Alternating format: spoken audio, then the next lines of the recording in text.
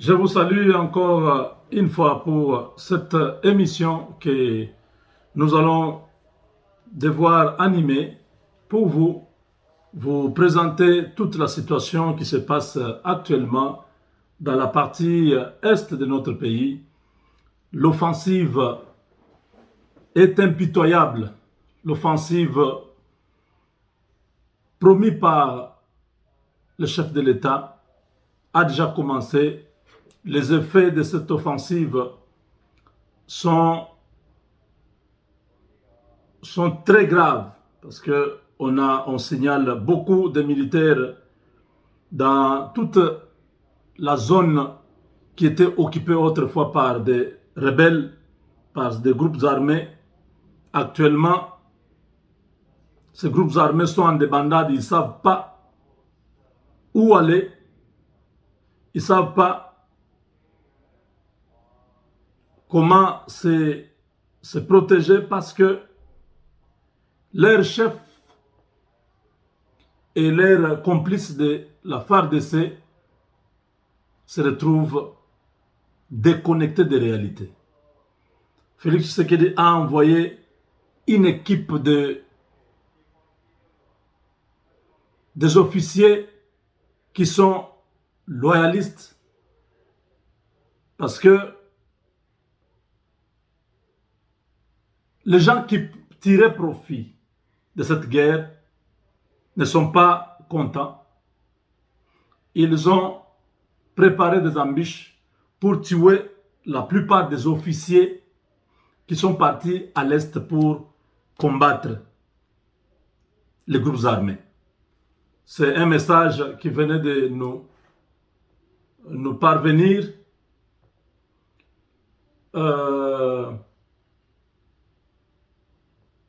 Attendez, je vais retrouver le message en question. Voilà. Au Nord Kivu et en Ituri, le général Eonza remercie ses troupes et l'invite au sens du patriotisme. Le général Eonza, par ailleurs, alerte sur le démantèlement des réseaux de militaires FARDC qui seraient en connivence avec les ADF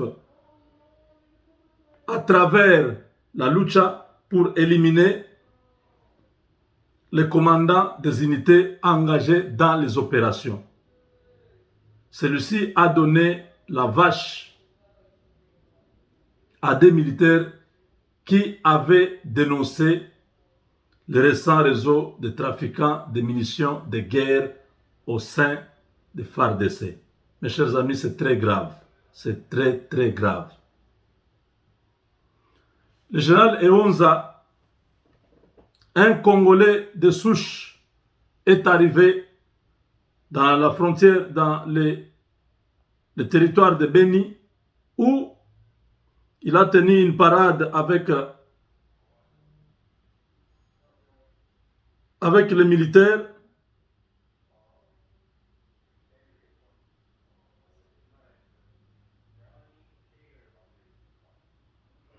Il a remercié tous les militaires. Le général est là.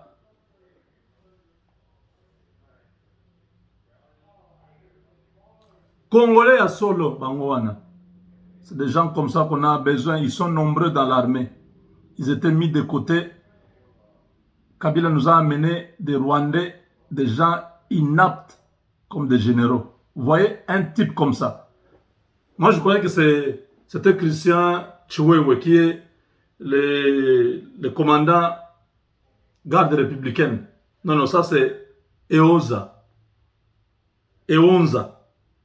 Il s'appelle Eonza. Alors, le général Eonza est arrivé. Il a pris les choses en main. Ce sont des commandos qui sont là pour terminer l'affaire de l'Est.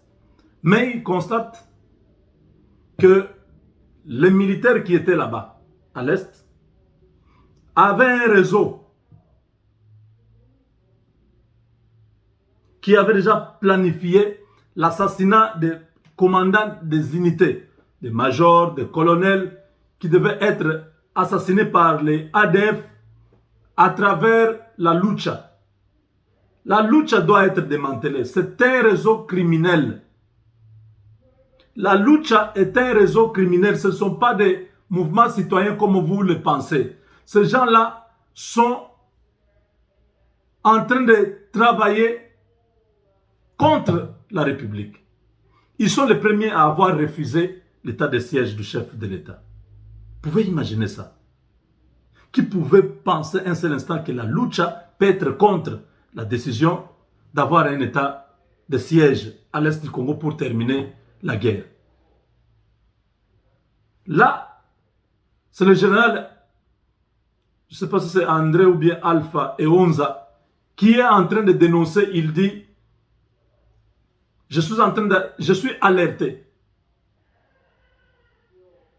de l'existence d'un réseau au sein des FARDC qui serait en connivence avec les ADF à travers la lucha pour tuer, pour éliminer les commandants des unités engagées dans les opérations. Ça, c'est très grave. La lucha doit être démantelée. On doit démanteler ce groupe de jeunes qui travaillent comme des services de renseignement, des services des impérialistes. Les opérations ont déjà commencé. Les FARDC sont en train de faire un grand travail.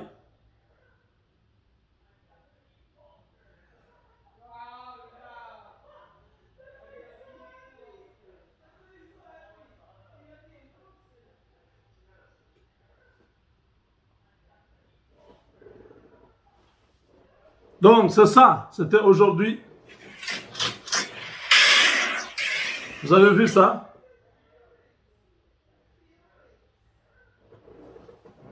Regardez ça.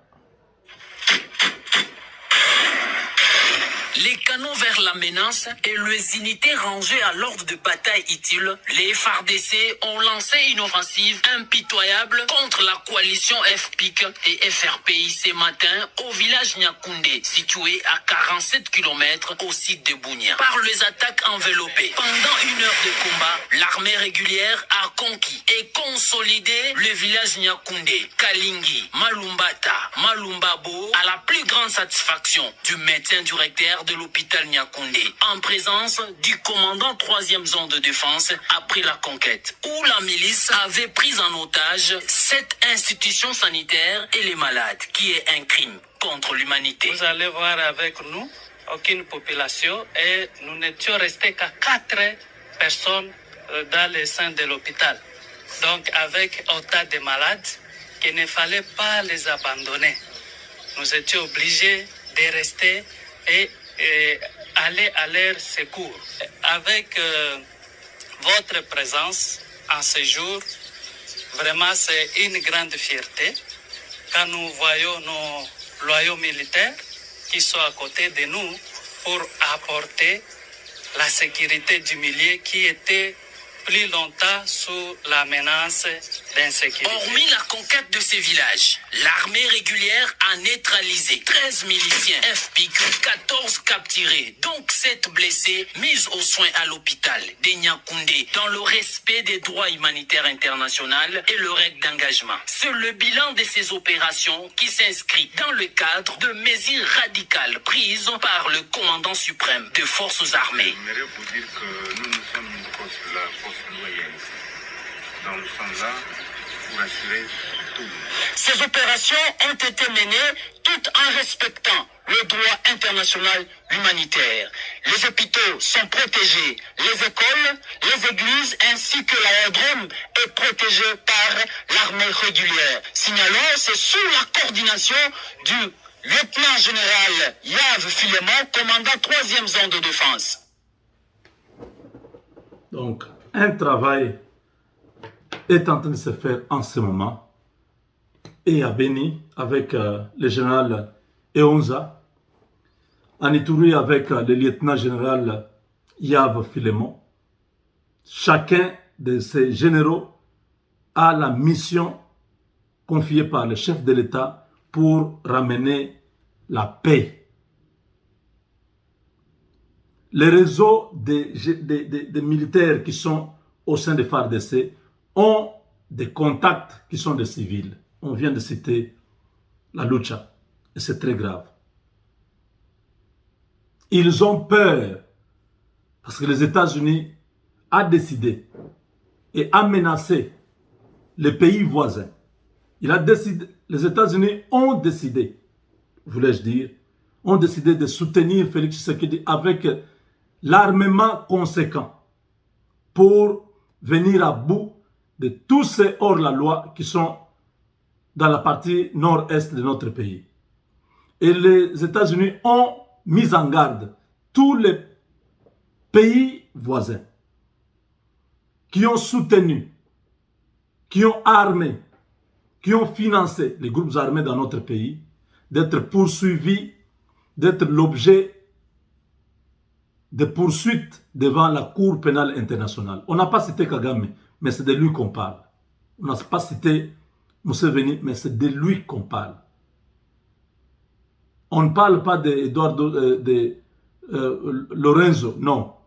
On parle là où il y a la guerre. Ce sont ces deux présidents-là que les États-Unis ont pointé du doigt. Et vous savez, quand l'Amérique commence comme ça, ils vont aller jusqu'au bout.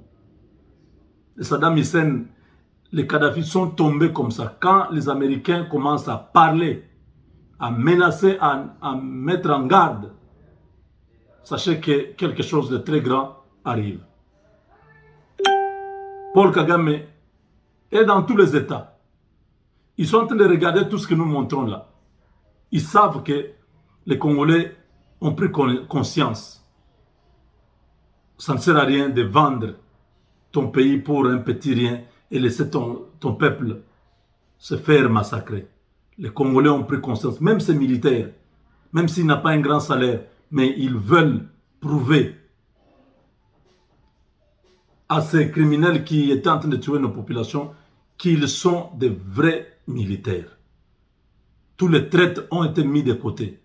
Hier, le chef de l'État, dans la nuit, a tenu une réunion hautement stratégique avec le commandement militaire de FARDC. Il y a beaucoup de décisions qui sont tombées. Le chef de l'État va s'adresser à la nation ce lundi et le message sera sans équivoque. Vous pouvez me croire. Tshisekedi n'a plus le temps à perdre avec tous ces criminels.